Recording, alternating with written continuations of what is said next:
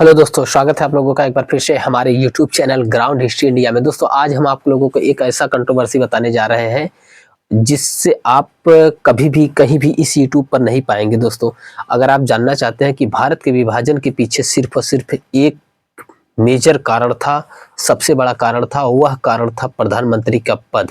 ठीक है दोस्तों, और उस प्रधानमंत्री के पद को पाने के लिए भारत का विभाजन हुआ था। दोस्तों विभाजन हुआ था नहीं दोस्तों, बल्कि विभाजन करने के लिए जो है दोस्तों कारण भी बना था। अगर आप पूरा वीडियो देखेंगे तो आप इस वीडियो में पाएंगे कि वास्तव में वास्तविक कारण क्या था भारत के विभाजन के पीछे। चलिए दोस्तों देर न करते हुए शुरू करते हैं, कहानी शुरू करते हैं। दोस्तों कहानी स्टार्ट होती है दोस्तों भारत के राष्ट्रीय आंदोलन के, यानी Indian national movement. Indian national movement अमूमन हम कहाँ से मानते हैं दोस्तों? कुछ लोग बताते हैं कि इंडियन नेशनल मूवमेंट 1885 जब कांग्रेस की स्थापना होती है तब से माना जाए कि तब से भारत का जो है राष्ट्रीय आंदोलन शुरू हुआ था। कांग्रेस की जहाँ जहाँ स्थापनाएं होते हैं, जब कांग्रेस के जहाँ जहाँ अधिवेशन होते थे, यानी 1885 में कांग्रेस का स्थापना होने के बाद हर वर्ष यानी साल के आखिरी दिन 29 दिसंबर, 30 दिसंबर, 31 दिसंबर 3 दिन कांग्रेस की बैठक होती थी। वही 3 दिन की बैठक में पूरे देश में क्या क्या करना, क्या क्या प्रोग्राम करना है, वो जो लोग डिसाइड करते थे उसी को जो है दोस्तों लोग इतिहास में राष्ट्रीय आंदोलन पढ़ाते हैं। ठीक है दोस्तों, और इतिहास में भी ऐसा पढ़ाया जाता है। राष्ट्रीय आंदोलन का भाग 1 1885 से लेकर 1905, फिर 1905 से लेकर के जो है दोस्तों 1920 तक, फिर उसके बाद गांधी युग शुरू होता है, फिर उसके बाद आजादी पढ़ा देते हैं। तो राष्ट्रीय आंदोलन नहीं पढ़ाते। दरअसल दोस्तों राष्ट्रीय आंदोलन यहाँ से शुरू नहीं होता। राष्ट्रीय आंदोलन का पूरा खाका अगर आप पूरा इतिहास पढ़ेंगे तो एक लंबा चौड़ा अच्छा खासा इतिहास है। मजदूर आंदोलन है, किसान आंदोलन है, जनजातीय आंदोलन है, निम्न जातीय आंदोलन है, तो बहुत बड़ा लंबा है। ठीक है दोस्तों, सीधा सीधा हम टू द पॉइंट बात करते हैं, क्योंकि आज का हमारा जो टॉपिक है आपको ये बताना है कि भारत के विभाजन के पीछे क्या वास्तविक कारण प्रधानमंत्री का पद था, तो वो था कैसे था। दोस्तों चलिए देर न करते हुए शुरू करते हैं। दरअसल दोस्तों 1885 में कांग्रेस की स्थापना होती है और कांग्रेस की स्थापना करते हैं एक अंग्रेज अधिकारी जिनका नाम होता है Allan Octavian Hume. Allan Octavian Hume ये बात का जानना प्रयास कर रहा था कि भारत में जो क्रांतिकारी घटनाएं हो रही हैं, ठीक है, क्रांतिकारी घटनाएं कहने का मतलब यही है दोस्तों कि किसी टारगेट करके किसी अंग्रेज को मार दो। जैसे विनायक दामोदर चापेकर ने है दोस्तों, विनायक दामोदर चापेकर ने जो अभिनव मित्र मेला की स्थापना किया था। ठीक है दोस्तों, अभिनव भारत, फिर उसके बाद पहले मित्र मेला, फिर उसके बाद अभिनव भारत, और उसके पहले जो चापेकर बंधुओं के द्वारा रैंड और आयस्ट की हत्या किया गया था गोली मार करके। तो यानी क्रांतिकारी मतलब सीधे सीधे टारगेट करके अंग्रेजों को मार देना। तो अंग्रेज इस बात का आकलन करने का प्रयास कर रहे थे कि यार ये जो अंग्रेजों की हत्याएं हो जा रही है, ये वास्तविक कारण क्या है इसके पीछे। ठीक है दोस्तों, तो उसके पीछे वेलेंटाइन सिरोल 1905 में आया, तो 1909 में अपनी रिपोर्ट देके बताता है, कहता कि जो भारत में क्रांतिकारी घटनाएं घट रही हैं इसके पीछे दो लोग का, एक व्यक्ति के रूप में इसने बाल गंगाधर तिलक को कहा था, और संस्था के रूप में स्वामी दयानंद सरस्वती की जो आर्य समाज था उसे कहा था कि भारत में जो क्रांतिकारी घटनाएं घट रही है उसके पीछे यही कारण है। तो अंग्रेजों ने 1885 में कांग्रेस की स्थापना तो किया था।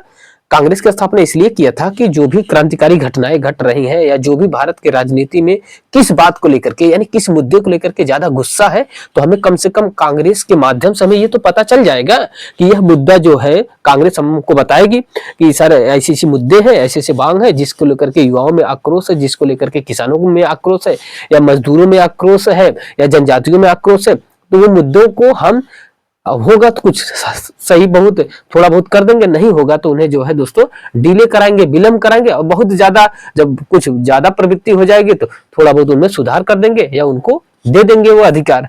ठीक है, तो ये कांग्रेस एक प्रकार से कहीं कहीं अंग्रेजों को मदद करने के लिए बनाया गया था, क्योंकि कांग्रेस का स्थापना एलन ऑक्टोवियन ह्यूम ने किया था।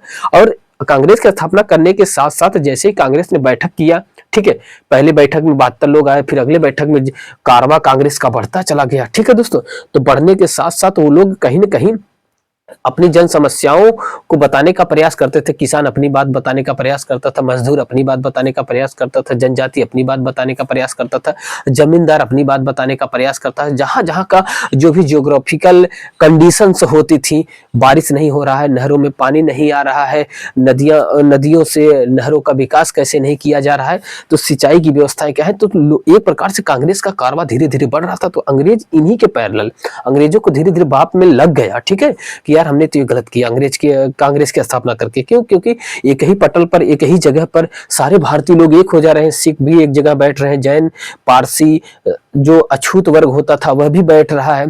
तो कांग्रेस की मीटिंग में सभी वर्ग, सभी लोग बैठने लगे तो यह बात अंग्रेजों को नागौर गुजरने लगी। तो अंग्रेजों ने क्या काम किया, 1885 के पैरेलल ही सर सैयद अहमद खान, जिन्होंने ऑल इंडिया एंग्लो ओरिएंटल, जिन्होंने अलीगढ़ मुस्लिम यूनिवर्सिटी स्थापित करने में जिनका बहुत ही महत्वपूर्ण योगदान है, ठीक है दोस्तों।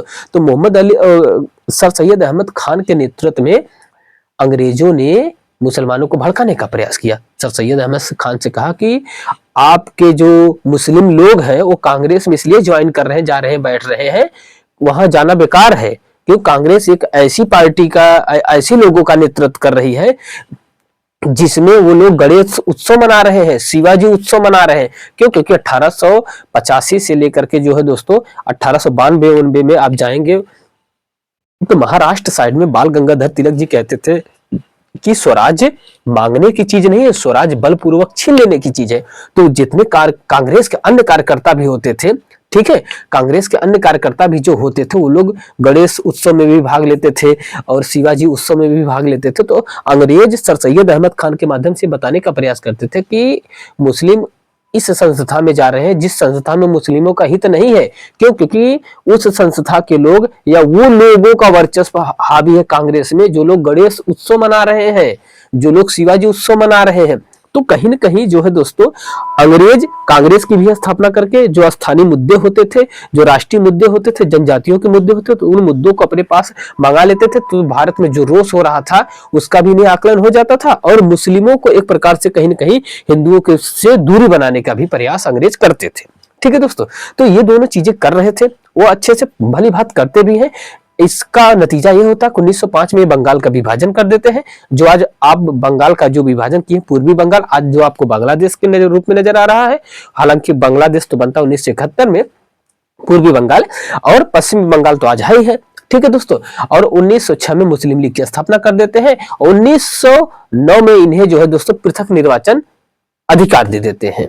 तो एक प्रकार से कहा जाए दोस्तों कि अंग्रेज स्वयं वो पृष्ठभूमि तैयार भी कर रहे थे, लेकिन वही उसी भूपटल पर एक ऐसे व्यक्ति राजनीति में आते हैं जिनका नाम होता है मोहम्मद अली जिन्ना। मोहम्मद अली जिन्ना शुरुआत में तो बहुत सेकुलर होते हैं, ठीक है दोस्तों, शुरुआत में बहुत ही सेकुलर होते हैं, लेकिन आगे चल करके जितना सेकुलर होते थे उससे कई गुना ज्यादा कम्युनल हो जाते हैं। ठीक है, रिलीजियस पॉइंट यानी सांप्रदायिक हो जाते हैं।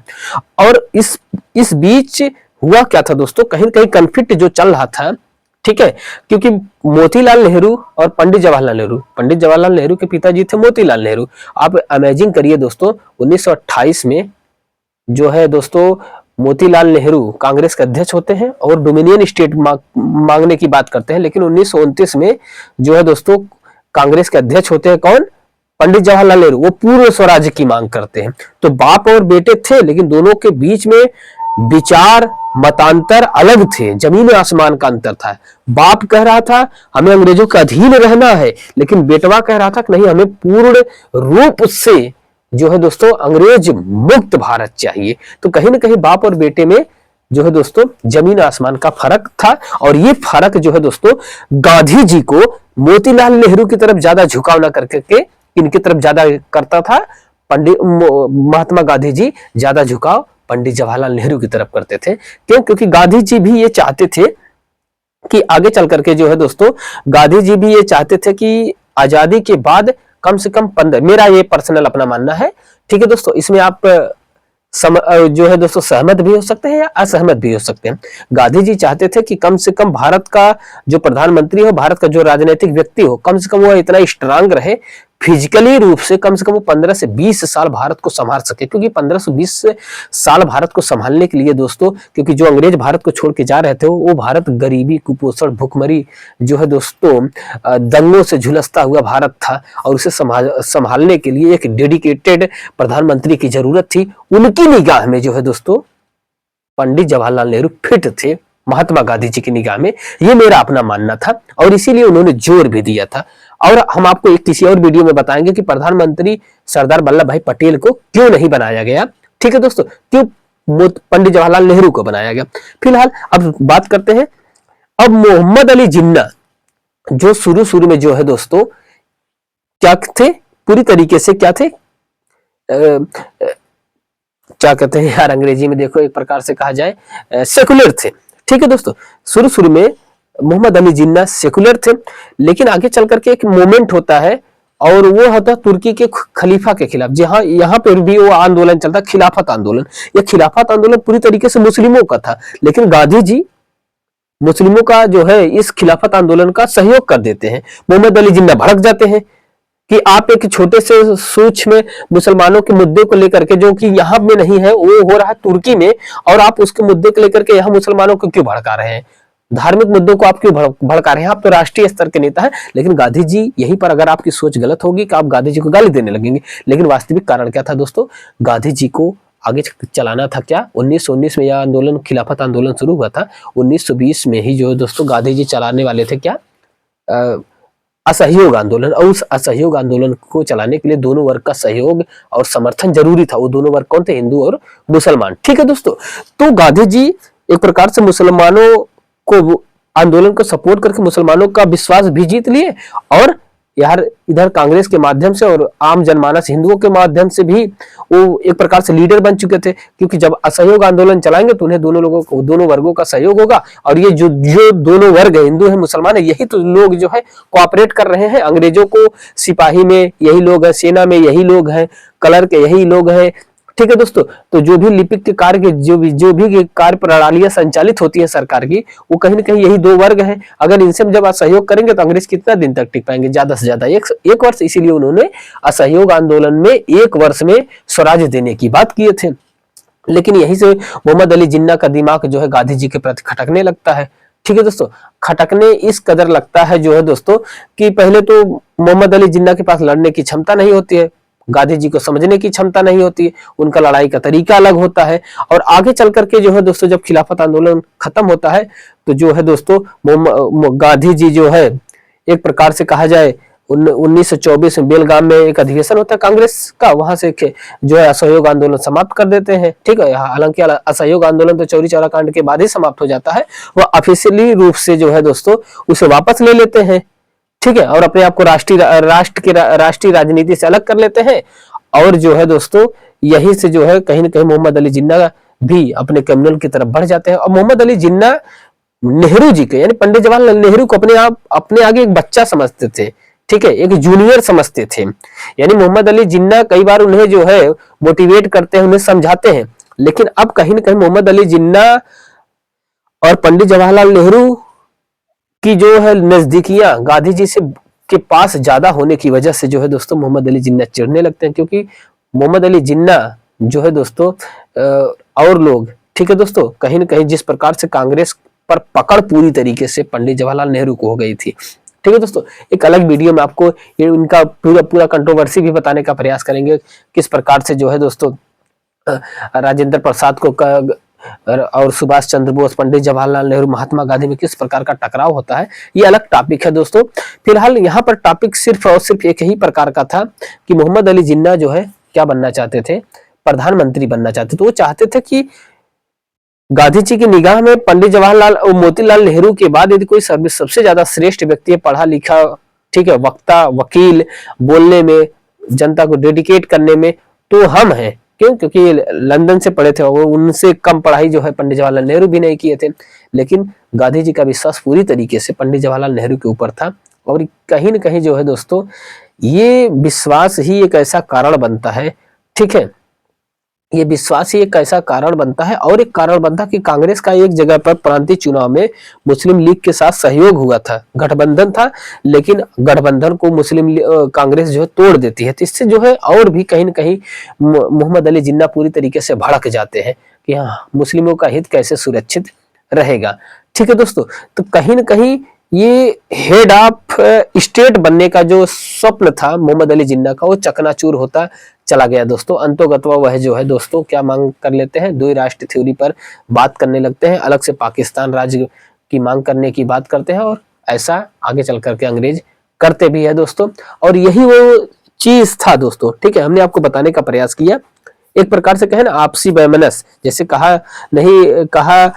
जैसे कहावत नहीं है दोस्तों, अब कहावत क्या है ये भी इस समय तो याद नहीं आ रहा है, लेकिन आप जानिए दोस्तों, सिर्फ और सिर्फ क्योंकि गांधी जी ज्यादा तवज्जो पंडित जवाहरलाल नेहरू को देने लगे, मोहम्मद अली जिन्ना जो अपना प्लेटफॉर्म अलग कर लेते हैं, और यही वो मेन कारण भी बनता है दोस्तों। बस आज के लिए इतना ही, बहुत बहुत आभार। अभी हमारा ये पहला है, दूसरा वीडियो है दोस्तों, थोड़ा सा आप कोऑपरेट करने का प्रयास करें, वीडियो को शेयर करें, आगे अच्छे वीडियोस भी आप लोगों की मदद देने का प्रयास करेंगे। बहुत बहुत आभार। जय हिंद दोस्तों।